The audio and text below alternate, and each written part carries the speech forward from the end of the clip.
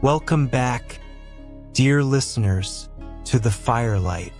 It seems the shadows of the deep would have drawn you in once more. I am your host, the keeper of Scriptorium Obscura, and it appears your next tale is ready to be told. So pull your chair close to the flames. Feel the warmth on your skin, a fleeting comfort against the chill of the story to come. Lock your doors, not that it will help, and settle in. You're going to need every ounce of your courage for where we are going. Tonight's account is not found in any history book. It was sent to me on pages of handmade paper, rough and fibrous, smelling of pine sap and cold earth. It comes from a man named Elias Blackwood, the last in a line of guardians sworn to protect a forgotten stretch of American wilderness from things that wear the skins of men and animals and speak with stolen voices. His family has guarded this forest from skinwalkers for 200 years. And before we descend into his world, a reminder to those who are new to these chronicles. The night holds countless such secrets. If you wish to bear witness to them all, ensure you subscribe to the channel and ring the bell of notification. You won't want to miss a single terrifying whisper. My name is Elias Blackwood. My family has lived on the same 500 acres of dense, old-growth forest in the San Juan Mountains since my great-great-grandfather, Hezekiah Blackwood, settled here in 1823. We don't own the land, not in any way a deed could capture. We are its caretakers, its guardians, a title not of honor, but of grim necessity. To you, this forest might look beautiful, the way the morning sun filters through the canopy, painting the ferns in gold and green, the sound of a creek chuckling over smooth stones, the crisp, clean scent of pine and damp earth. But we Blackwoods see the other things, the silence that falls too quickly and too completely, the way the shadows sometimes move with a purpose that has nothing to do with the wind.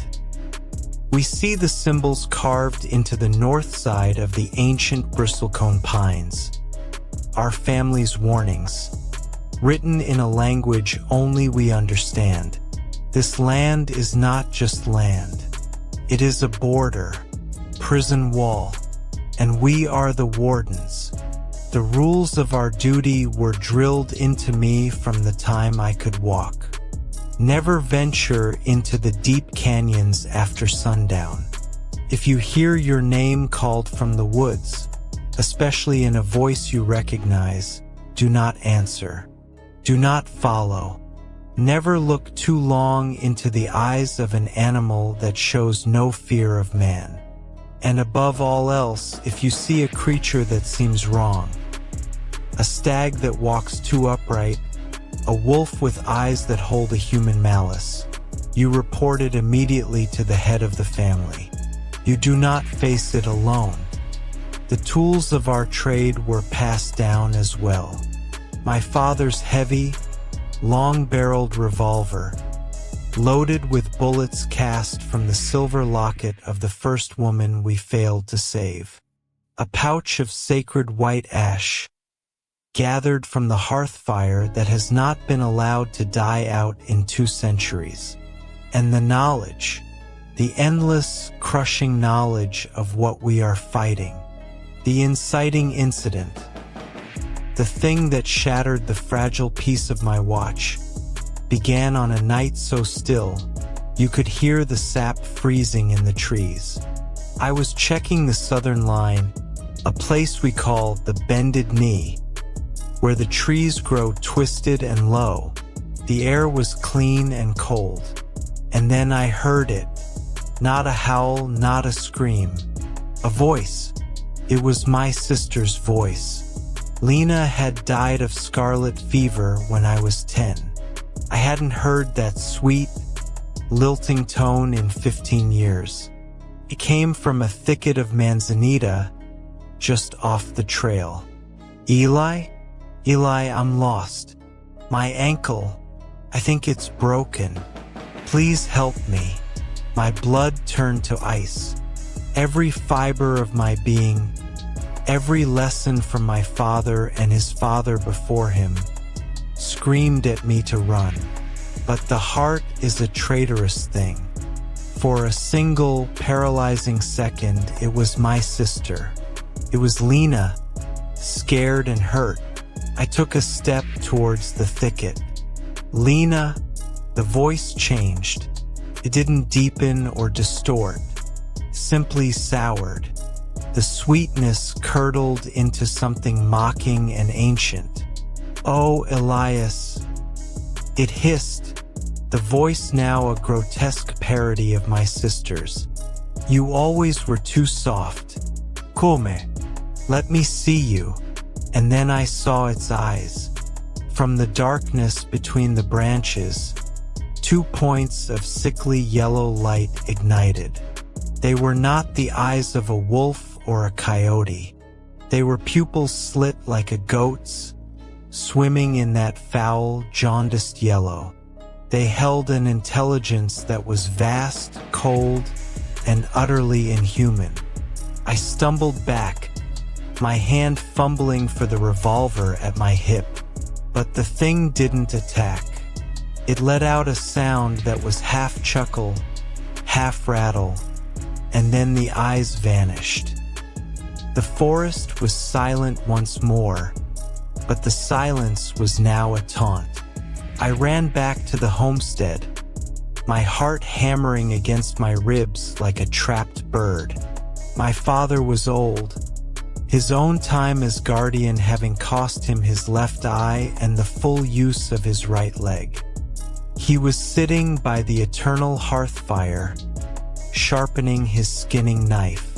He looked up as I burst in, and he saw the terror on my face.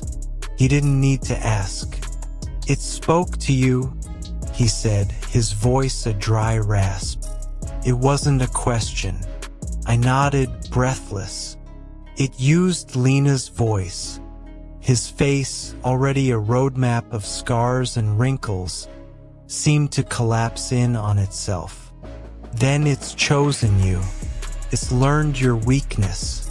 It's learning you." He set the knife down.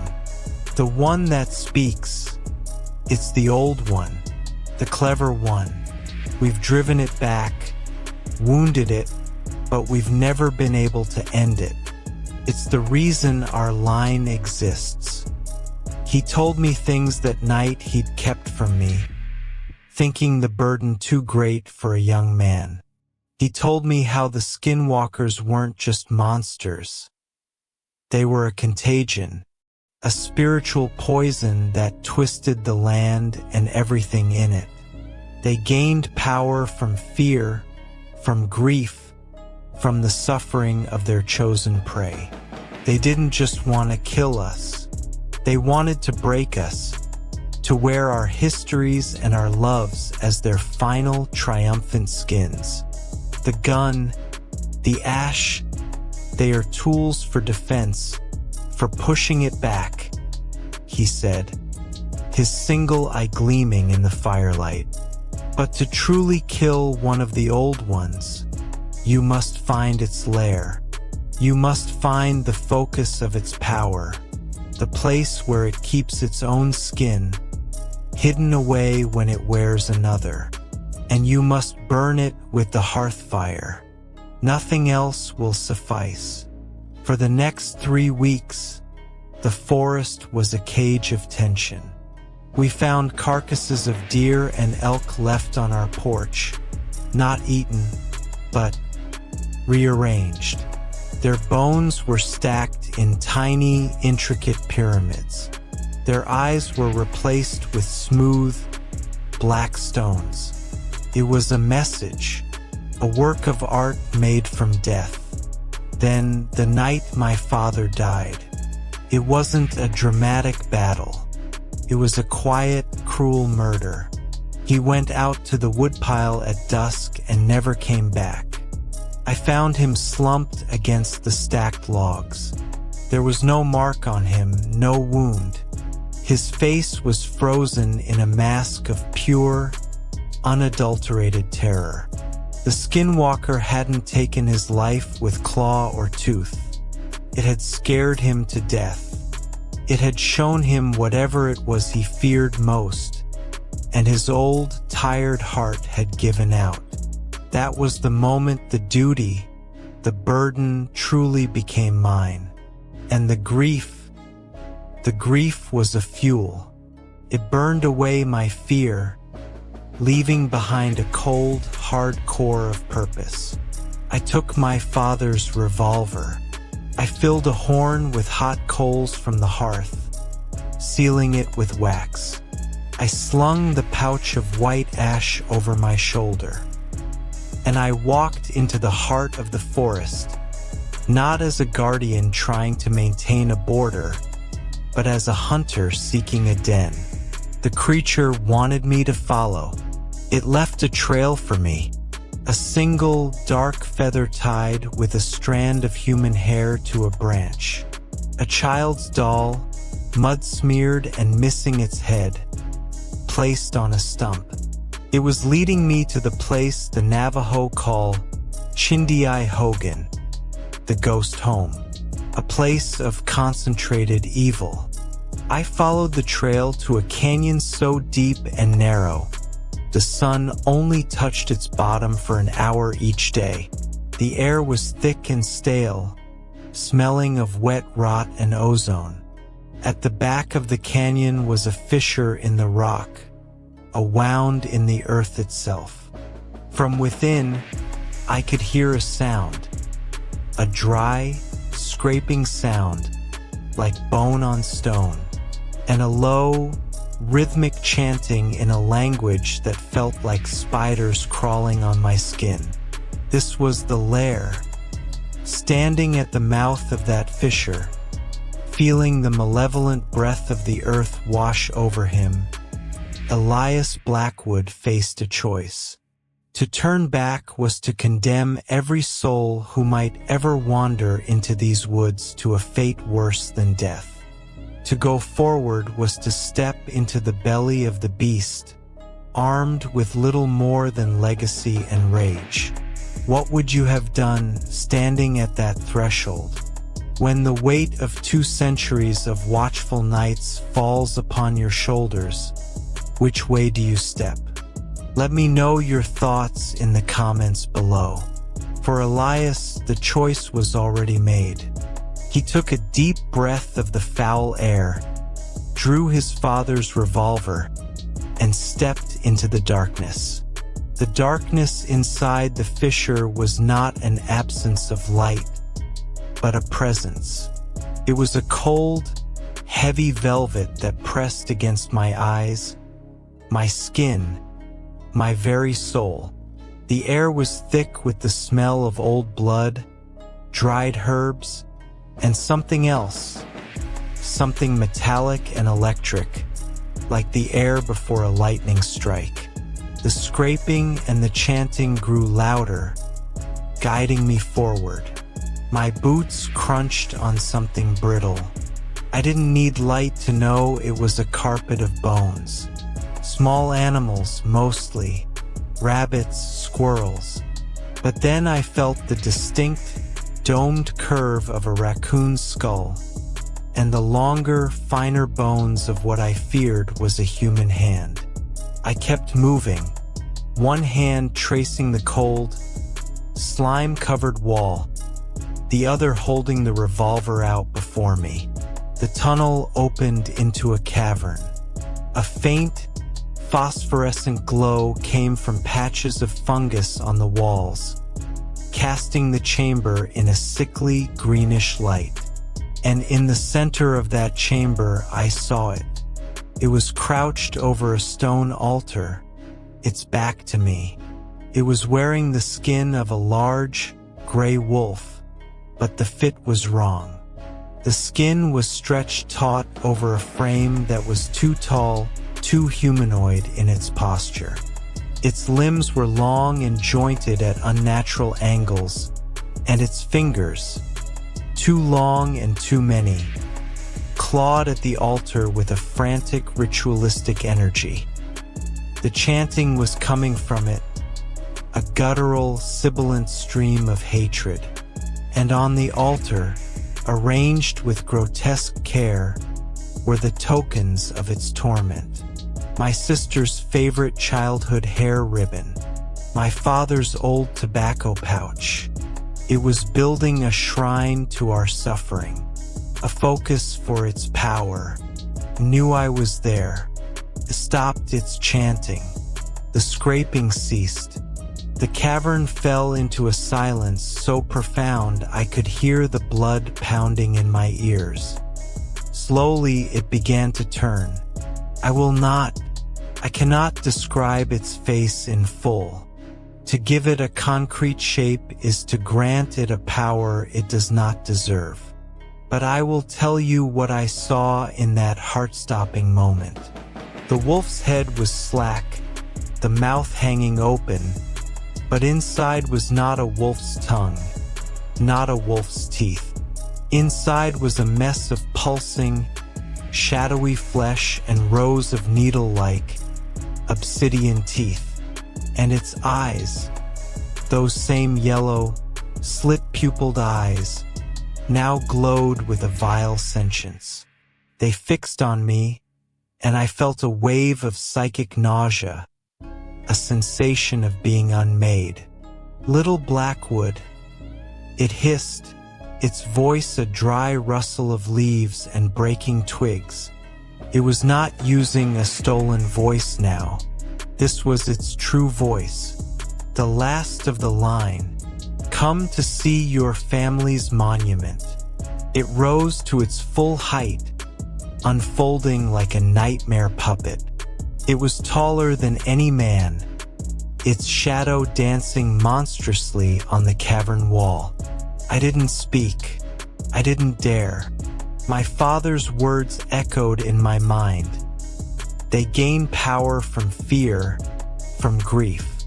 I raised the revolver, the silver barrel gleaming in the faint fungal light. It laughed, a sound that cracked the air like thin ice. It moved, not with a lunge, but with a blurring, disjointed speed. It was on the wall, then the ceiling, scuttling like a spider, its limbs bending in impossible ways. I fired. The report was deafening in the enclosed space. A chunk of rock exploded from the ceiling where it had been a second before. It dropped to the floor in front of me, landing without a sound. The stench of it, rancid meat and grave dirt, filled my nostrils. The silver hurts, it whispered, now right beside my ear. I hadn't even seen it move. But you have to hit me first. I swung the gun, but a force like a battering ram hit me in the chest. I flew backwards, slamming into the cavern wall. The breath exploded from my lungs. Stars danced in my vision. The revolver skittered away across the stone floor. It was on me before I could draw another breath, pinning me to the wall with one long, clawed hand around my throat. The pressure was immense. I clawed at its wrist, but the skin felt like petrified leather over iron bone. Those yellow eyes bored into mine, and I felt it probing, sifting through my memories like pages in a book. I saw my sister's funeral. I felt the searing pain of my father's death. The thing was feeding, drinking my grief. So much pain, it crooned. So delicious. I will wear your skin, little Blackwood. I will walk back to your home and sit by your fire. And when travelers come, lost and afraid. I will use your face to lure them in. Your legacy will be my greatest mask. My vision was tunneling. Blackness crept in from the edges. This was it. This was how the Blackwood line ended. Not in a blaze of glory, but in a dark hole, choked to death by the very evil we were sworn to destroy. But then my groping fingers found the pouch at my side.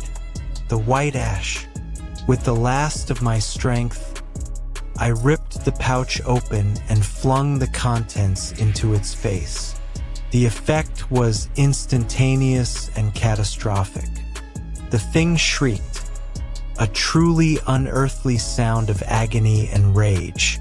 It wasn't the sound of a burned animal. It was the sound of a soul being scalded. Where the sacred ash touched the stolen wolf skin, it sizzled and smoked, burning with a cold white light. The creature recoiled, releasing its grip on my throat as it clawed at its own face. I collapsed to the floor, gasping for air. This was my chance. Not to kill it, but to find its skin. Its real skin. While it was blinded and thrashing, I scanned the cavern. The altar. The shrine. It had to be here. My eyes, stinging and blurred, fell upon a niche in the wall behind the altar.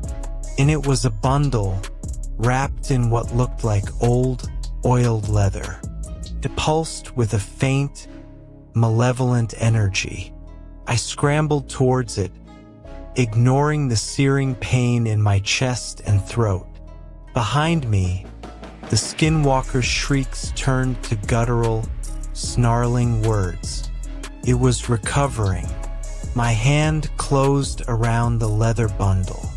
It was foul, vibrating with a deep, unnatural cold that seeped into my bones.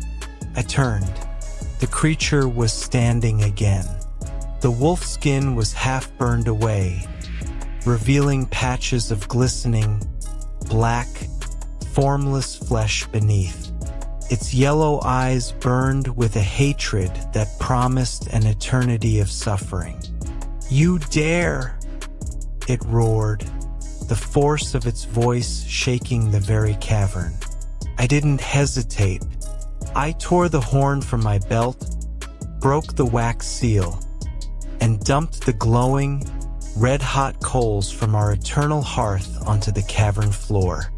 Then, I threw the leather-bound skin onto them. For a heart-stopping second, nothing happened.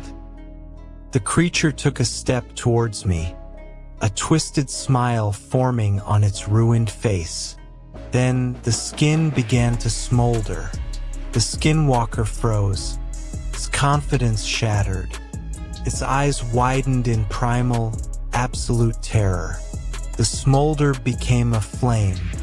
A pure, white flame that did not consume the leather, but burned through it, through the unnatural hide within.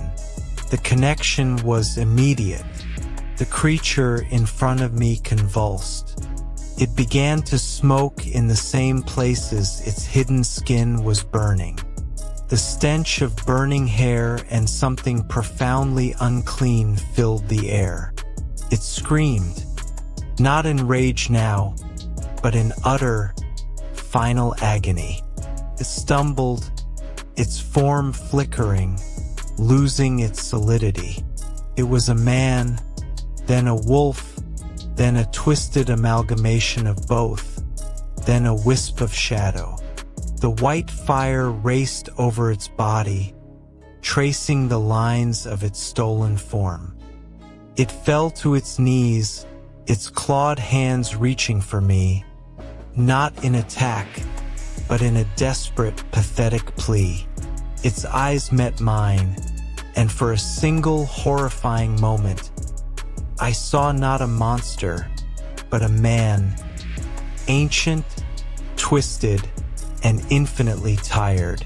Then the fire consumed him.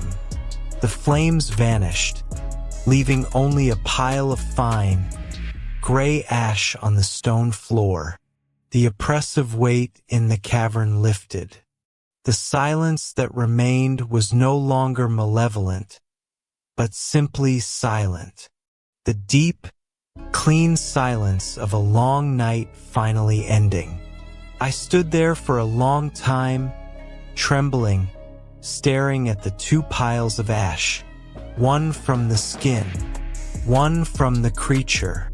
I had one, but as I retrieved my father's revolver and stumbled out of that canyon, into the weak light of dawn, I felt no triumph, only a hollow, bone-deep exhaustion, and the crushing weight of the truth. My father was gone. The hearth fire had been used. The most ancient of our enemies was dead. But the forest was still there, and the border still needed a warden. The walk back to the homestead was the longest of my life. The rising sun, which should have felt like a blessing, felt like an accusation. It illuminated the world I was sworn to protect, a world that now felt alien and empty. The victory was ash in my mouth, tasting of grief and spent fury. I pushed open the heavy oak door of the cabin. The silence inside was deafening. My father's empty chair by the hearth was a monument to my loss. The hearth itself, the eternal flame that had burned for 200 years, was nothing but a pile of cold, gray embers. I had used the last of it to destroy the Skinwalker. The heart of our home, the symbol of our vigil, was dead. I sank to my knees before the cold fireplace, the revolver falling from my numb fingers. I had done it. I had fulfilled my family's oath. I had avenged my father. So why did I feel only this profound, echoing emptiness? For days, I moved through the cabin like a ghost. I buried my father in the small family plot next to my mother and sister. I cleaned the revolver and reloaded it with a fresh cylinder of silver bullets. I tried to restart the hearth, but the new fire I built was just fire. It had heat, it had light, but it lacked the ancient, watchful presence of the Blackwood flame. That was gone forever. A week after the confrontation, I was checking the perimeter, a hollow routine now. As I passed the ancient bristlecone pine at the northern edge of our land, the one with the deepest carved warnings, I saw it. A new symbol. It wasn't one of ours. It was fresh, the sap still weeping from the gashes in the bark. It was a spiral, twisted and sharp, like a thorny vine, and beneath it, a single dark feather was impaled on a lower branch. My blood ran cold, but it was a different kind of cold than the fear I had known before. This was the cold of understanding, of realization.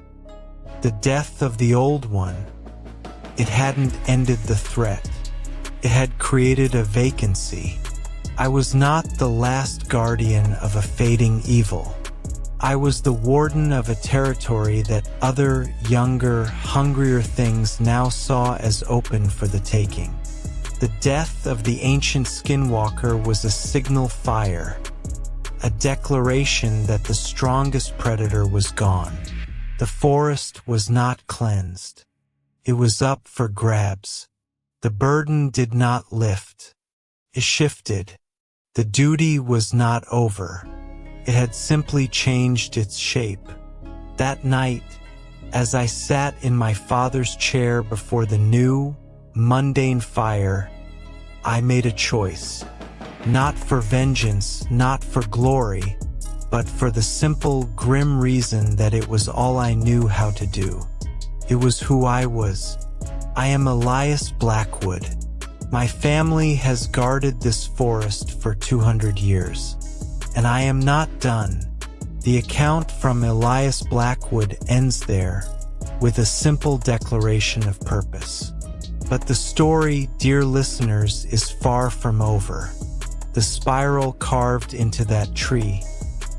It is a sigil I have seen before, in other fragments, other tales from the deep and forgotten places of this world.